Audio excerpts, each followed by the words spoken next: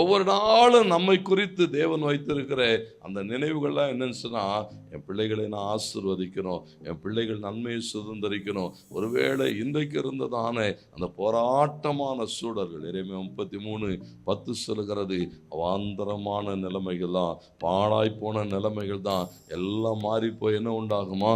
மகிழ்ச்சியின் சத்தம் உண்டாகும், மணவாளன் மணவாட்டியின் சத்தம் உண்டாகும். கர்த்தருக்கு மகிமை, சந்தோஷமான வாழ்வு, தேவனுக்கு மகிமை உண்டாடு. குடும்பங்கள் அப்படிதான், அந்த சந்தோஷமான மகிழ்ச்சியான வாழ்வு, மணவாளனின் சத்தம் மணவாட்டியின் சத்தம் குடும்பங்களில் கேட்கும் என்று சொல்லுகிற தேவன். எருசலேமில் ஆண்டவர் சொல்லுகிற போது சொல்ல எல்லாம் திரும்பி போகும். சங்கீதம் 147 முதல் 3 வசனங்கள் சொல்லுகிறது, கர்த்தரை துதியுங்கள், கர்த்தர் என்ன செய்வார்? அவர் நல்ல தேவன், தம்முடைய ஜனத்தை திருப்பி கொண்டு வருகிறார். அந்த வார்த்தை சொல்லுகிறது, இருதயம் அப்படியே ஒருவேளை உடைந்து போயிருக்கலாம், ஆரோக்கியம் இல்லாமல் இருக்கலாம், நொறுக்கப்பட்டிருக்கலாம்.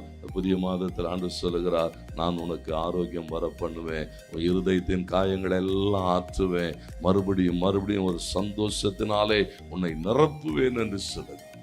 ஏன்னா அங்கே இஸ்ரவேல் ஜனங்களுடைய வாழ்விலே பாருங்க, தேவனுக்கு விரோதமான காரியங்கள். இன்னைக்கு அநேக நேரங்களில் பலவீனங்கள் சுகவீனங்கள் சொன்னா, சங்கீதம் 38:3 சொல்லுகிறது, தேவனுடைய கோபத்தினாலே என் மாம்சத்திலே ஆரோக்கியம் இல்லை என்று சொல்லுகிறான், என் பாவத்தினாலே என் எலும்புகளிலே சௌக்கியம் இல்லை என்று சொல்லுகிறான். ஆண்டவருக்கு மகிமை உண்டாட்ட. ஆண்டவர் சொன்னார், எல்லாவற்றையும் நான் மன்னிப்பேன், தேவ கோபம் ஆறி போகும், உன் மாம்சம் ஆரோக்கியம் அடையும், நீ குணம் அடைவாய், உன் பாவங்கள் மன்னிக்கப்படும். எரேமியா 30:17 சொல்லப்பட்டிருக்கிறது, தள்ளப்பட்ட நிலைமையில இருக்கிற உன்னை கர்த்தர் எப்படி வைப்பாரா? திரும்பவும் ஆசீர்வதிக்கப்பட்ட நிலைமை. பாருங்க, அவர் சொல்லுகிறார், எல்லாரும் என்ன செய்தாங்களா?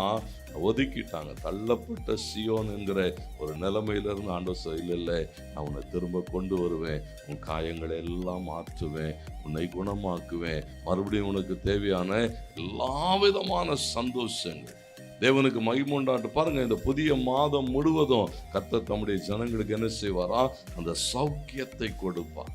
சௌக்கியத்தை தருகிற தேவன். நகோமி பேசுகிற போது ரூத்தை பார்த்து அப்படிதான் சொன்ன, மகளே, உன் வாழ்வுக்கு தேவையான உனக்கான சௌக்கியத்தை நான் தேடாமல் இருப்பேனோ அப்படின்னு சொல்லுகிறதை பார்க்குறோம். கர்த்தருக்கு மகிமை உண்டாகட்டும். ஒரு நகோமிக்கு அப்படிப்பட்ட ஒரு பாரம் இருக்குமானால், உங்களுக்காக எனக்காக சிலுவை சுமந்த தேவன் நம்முடைய வாழ்வின் சௌக்கியத்தை தேடுகிறவன். என் பிள்ளை சௌக்கியமாக இருக்கணும்னு சொன்னால் அதற்காக என்ன செய்வாரா? எதையும் செய்வார். தேவனுக்கு மகிமை உண்டாகட்டும். எங்கெல்லாம் தேவ பிள்ளைகள் போராடினார்களோ அங்கெல்லாம் தேவன் இறங்கி வந்து என்ன செய்திருக்கிறார்? அவர்கள் வாழ்வின் சௌக்கியம். அநேக நேரங்களில் குற்றங்கள் உண்டு, தவறுகள் உண்டு, மீறுதல்கள் உண்டு. சங்கீதம் 103 சொல்லுகிறது, அவன் உன் அக்கிரமங்களை எல்லாம் மன்னித்து. பாருங்க, ஆண்டவருக்கு மகிமை, எல்லாத்தையும் மன்னிப்பார். ஆண்டவருக்கு மகிமை உண்டாகட்டும். எல்லாவற்றையும் மன்னித்து மறந்து. சங்கீதம் 107:20 சொல்லுகிறது, அவர் தமது வசனத்தை அனுப்பி அவர்களை அழிவுக்கு நீங்களாக்கி அவர்களை குணமாக்குவார். தேவனுக்கு பாருங்க, ஒவ்வொரு நாளும் நம்மை குணமாக்குகிற தேவன். எல்லா வகையா ஆண்டவருக்கு மகிமை உண்டாகட்டும். எல்லா வகையிலும் குணமாக்குதல், இருதயத்தில் மனமுறிவு எல்லாவற்றையும் கர்த்தர் என்ன செய்வாரா? குணமாக்குகிற தேவன். ஓசியா 14:4 சொல்லுகிறது, சீர்கேட்டை குணமாக்குவேன். கர்த்தருக்கு மகிமை. ஒரு ஆசீர்வதிக்கப்பட்ட ஒரு வாழ்க்கை உண்டாகும். நீங்கள் விசுவாசிங்க, இந்த மாதம் முழுவதும் இங்கே சொல்லப்பட்டிருக்கு. ஒருவேளை நீங்கள் எந்த சூழலில் இருந்தாலும் ஆண்டவர் இங்கே அந்த ஜனங்களோடு கூட பேசுகிற போது சொல்லுகிறார், நான் உங்களை நேசிக்கிறேன், என் கோபம் உங்களை விட்டு மாறி இருக்கிறது, திரும்ப உங்களை என்ன செய்கிறேன்? அந்த ஆசீர்வாதத்தின் பாதையிலே நடத்துகிறேன், அந்த ஆரோக்கியத்தின் பாதையிலே நடத்துகிறேன், நீ சௌக்கியமாக இருப்ப, உனக்கு ஒரு பரிபூர்ண சமாதானம் உண்டாயிருக்கும். சத்தியத்தை என்ன செய்வாரா? வெளிப்படுத்துவார். தேவனுக்கு மகிமை உண்டாகட்டும். கர்த்தர் ஒவ்வொரு நாளும் பாருங்க, இன்னும் சில ஆங்கில வேதாகமங்களை பார்க்கிற போது ஒரு பெரிய பாதுகாப்பை தருவேன் என்று போடப்பட்டிருக்கிறது. ஆண்டவர் பாருங்க, ஒவ்வொரு நாளும் தம்முடைய பிள்ளைகளுடைய வாழ்வில் என்ன செய்வாரா?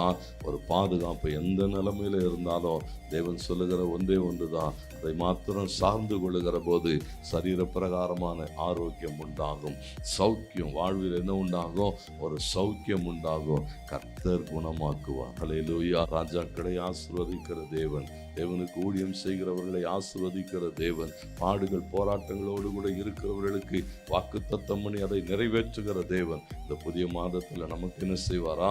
அவர் அப்படியே செய்வார். ஹல்லேலூயா. ஒரு நாள் இந்த வார்த்தையை விசுவாசிங்க. கர்த்தர் உங்கள் வாழ்விலே ஒரு சௌக்கியத்தை தருவார், உங்கள் சரீரத்திலே ஒரு ஆரோக்கியத்தை தருவார். குணமாக்குதல் எல்லா இடங்களிலும் நடக்கும். ஆண்டவர் மகிமைப்படத்தக்கதாய் குடும்பங்களில் பரிபூர்ண சமாதானமும் சந்தோஷமும் உண்டாயிருக்கும். கர்த்தர் அப்படியே செய்வார். எழும்பி நிற்போம், நம்ம ஜெபம் பண்ணுவோம். தேவன் இந்த வாக்குத்தத்தங்களை எல்லாம்